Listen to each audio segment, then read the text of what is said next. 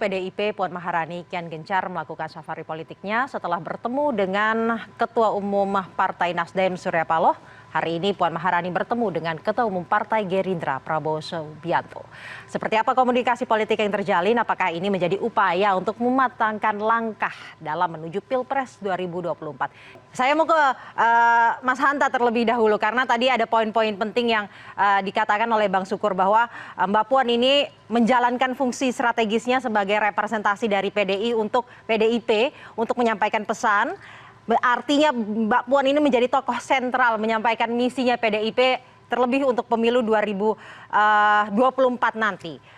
Sinyal politik apa, Mas? Menyampaikan kebangsaan ya, Mbak ya. Baik. Menyampaikan kebangsaan dan kesatuan ya. Baik, ya betul. Menyampaikan pesan kebangsaan dan persatuan.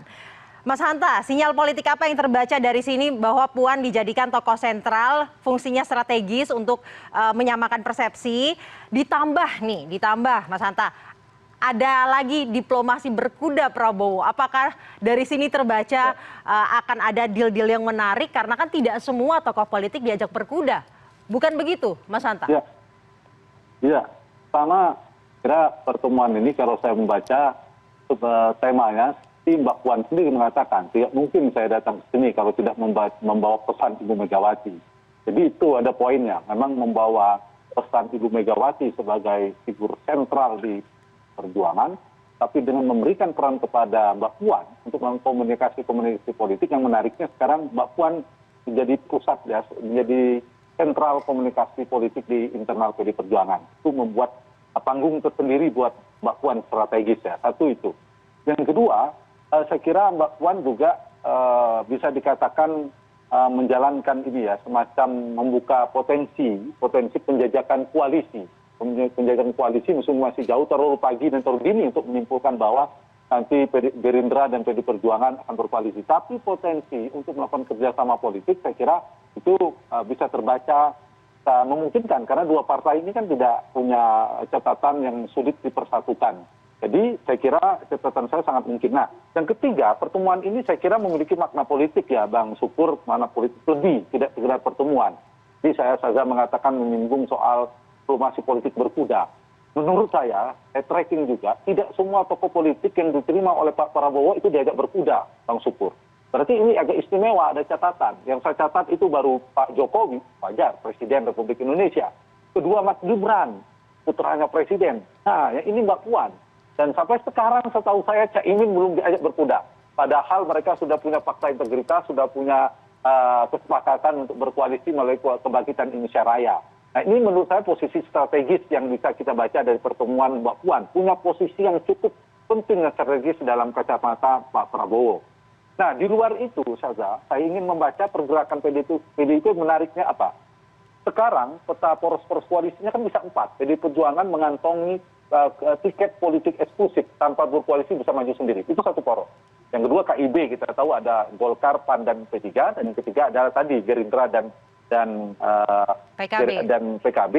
Dan satu lagi ada potensi meskipun belum jelas ya antara Nasdem, PKS, dan Demokrat. Nah, dengan kunjungan pertemuan politik, komunikasi politik yang dilakukan Mbak Puan, saya membaca kemungkinan PD Perjuangan, Bang Sukur, itu tidak mau sendiri. Akan menjalin komunikasi itu ada kemungkinan ingin bersama dalam membangun aliansi politik atau kerjasama politik atau koalisi politik di 2024. Karena itu, untuk membacanya menjadi sulit atau kecil kemungkinan akan ada Pak poros. Bacaan saya, pergerakan PDIP ini kan menentukan kemana PD Perjuangan sekarang ini strategis nih.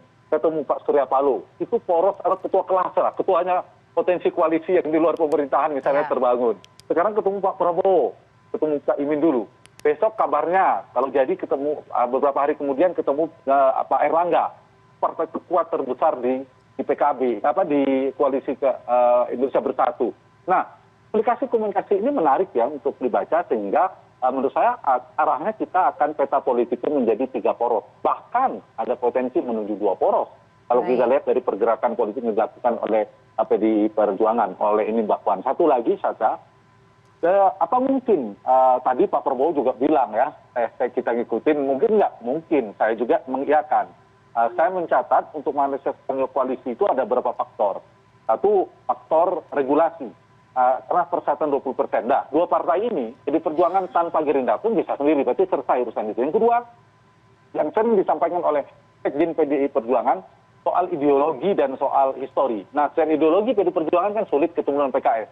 Dengan Gerindra sangat mungkin, karena secara ideologi sangat dekat dua partai ini. Secara historis, kalau PDI Perjuangan sulit dengan Partai Demokrat, dengan Gerindra menurut saya sangat mungkin, karena mereka punya rekam jejak pernah bersama di dalam pemerintahan Pak Jokowi, tapi sebelum bahkan Ibu Mega dan Pak Prabowo pernah bersatu. Dari sisi kedekatan tokoh sentralnya, Ibu Mega dan Pak Prabowo saya kira dekat ya, tidak ada masalah ya dibandingkan dengan tokoh cukup dekat dibandingkan dengan yang lain ya. Misalnya ada beberapa nama yang tidak perlu sebagai contoh cukup banyak. Baik. Nah, karena itu dari berbagai macam faktor dan variabel itu, Baik. Baik, Bang Hanta, saya mau ke apa yang disampaikan oleh Pak Prabowo, Baik. dan mungkin saja. Ya. Tapi Saya mau ini kalau kita menyimpulkan bahwa Iya.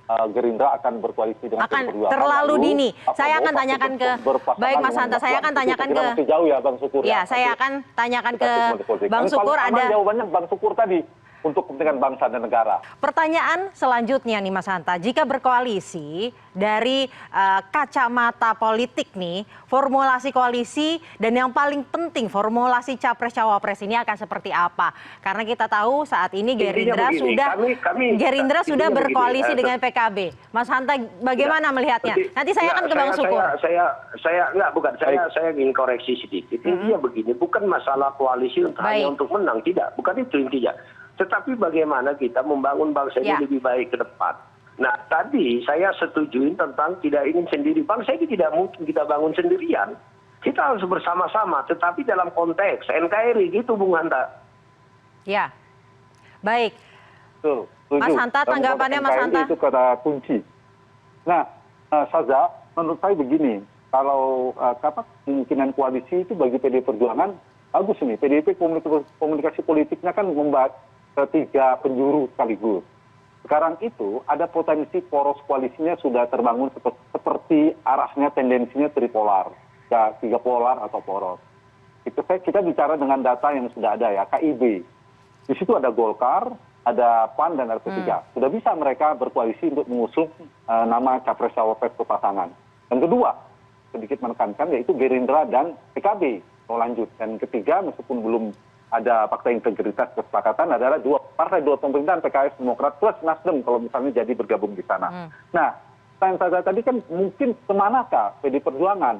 Ya, kalau dari pergerakannya PD Perjuangan membuka tensi. Kalau bacaan saya ya, Bang Sukut, tidak hanya kami salah satu, tapi membuka potensi ke semuanya. Buktinya apa? Salah satu tendensi itu bertemu dengan Pak Surya Paloh. Nah, sudah bertemu dengan Pak Prabowo, Gerindra. Kemungkinan selanjutnya mungkin dari bobot politik strategisnya Pak Airlangga, Ketua Golkar, partai terbesar di KIB. Nah, nanti partai-partai ini bisa dipersatukan selain karena kedekatan tokoh-tokoh utamanya, bisa jadi isu yang diusung seperti Bang Sukur katakan tadi soal politik kebangsaan, NKRI dan sebagainya. Tapi bisa juga nanti dipersatukan karena ujungnya koalisi itu kan bicara nama, pasangan, formulasi, capres-cawapres meskipun kalau sekarang dibicarakan terlalu cepat, bubarnya harus dibicarakan belakangan. Nah, itu potensi-potensi itu bisa kemanapun. Nah, kalau yang mempertemukannya itu bisa tiga faktor menurut saya. Satu, kedekatan. Ibu Mega nyaman dengan siapa itu penting. Yang kedua, ada faktor kingmaker. Kingmaker ini adalah orang-orang di belakang ketua umum. Tadi kan saya bicara ketua umum. Ketua umum itu banyak, beberapa nama. Tapi yang berpotensi menjadi kingmaker itu tidak semua ketua umum saya. Bobot politiknya harus lebih tinggi. Dia patron politik. Selain Ibu Mega, ada yang nggak ketua umum partai ya, Bang Sukur, Pak Jokowi, Presiden Jokowi. Itu bisa potensi jadi kingmaker. Yang ketiga, Pak Surya Paloh. Saya bisa menjadi potensi kingmaker yang punya jejaring kekuasaan sebagainya. Nah, yang di luar mungkin ada Pak JK dan sebagainya. Tapi tiga aktor ini saya kira menentukan ya, di luar itu. Nah, yang satu lagi adalah faktor figur. Kalau PD Perjuangan harus bicara figur ya Mbak Puan pasti karena punya tiket eksklusif tadi. Ada Mas Ganjar kadernya PD Perjuangan atau nama-nama lainnya Bang Sukur ya dan lain sebagainya. Nah, karena itu saya kira saya ingin jawab pertanyaan tadi mungkin kemana? Tergantung pertemuan tadi. Kalau ada faktor kingmaker yang melakukan komunikasi politik, ada nama yang dipertemukan yang paling mungkin kita bicara dua.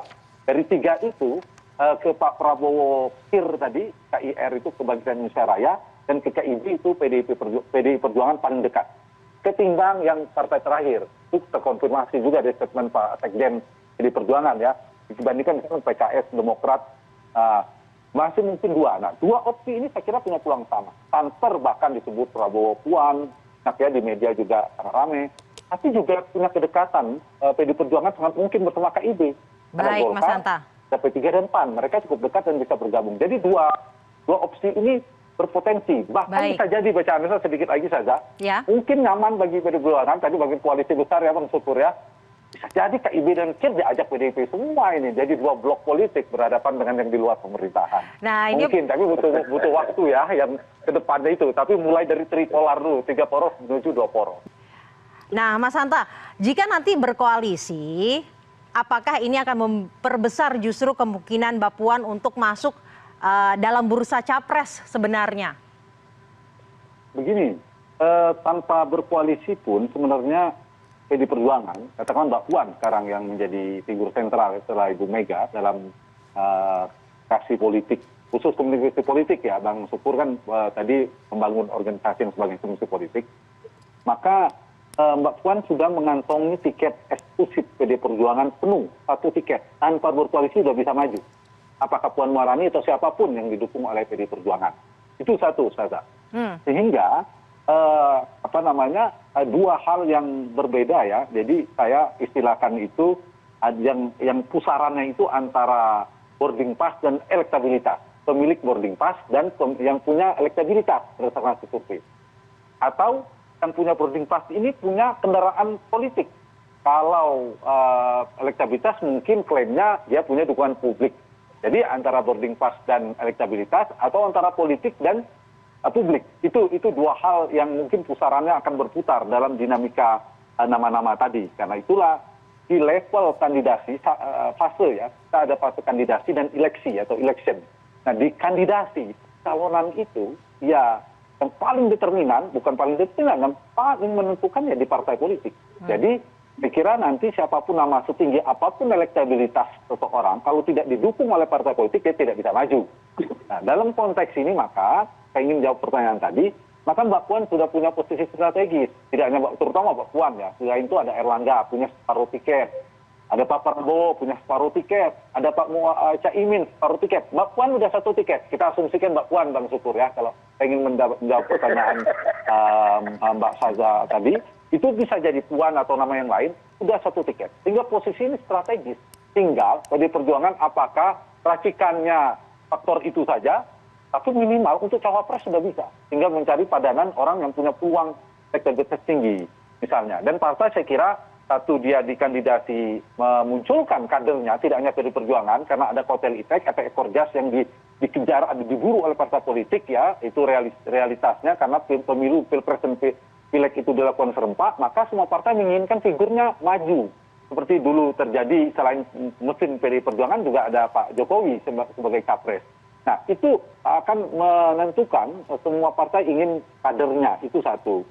Nah yang kedua adalah nanti partai-partai juga akan realistis. Realistis itu apa? Melihat satu sisi pengen mendapat berkah elektoral berupa kotel efek, di sisi yang lain kan ingin menang juga soal winning the election, memenangkan eleksi, memenangkan pemilu. Sehingga kira tadi lihat peluang kemenangan, sekaligus juga partai ingin memunculkan figur-figur utamanya untuk mendapatkan kotel efek terhadap partainya. Tapi itu dari sisi komunikasi, formulasi nama, skema-skema atau skenario koalisi. Tapi pertemuan-pertemuan, betul saya setuju dengan Bang Pur tadi apa? Pertemuan itu tidak selalu melulu menjalin kerjasama koalisi bersama. Bisa jadi pertemuan itu dibangun untuk membangun komitmen bersama tentang kebangsaan. Misalnya kalau kita tidak bersama di satu koalisi, kita tetap jaga ya, tidak boleh terpecah belah dan seterusnya. Kan terjadi dulu Gerindra di luar, Pak Prabowo menjadi lawannya PDI Perjuangan dan Pak Jokowi. Tapi realitasnya sekarang bisa bersama. Jadi setelah bertanding tadi bisa dibaca dari sisi itu ya. Bertemu dengan Pak Surya Paloh, belum tentu PDI Perjuangan akan membangun koalisi dengan Nasdem. Bisa jadi strateginya justru nanti Nasdem dibiarkan. Ini misalnya Bang Syukur ya.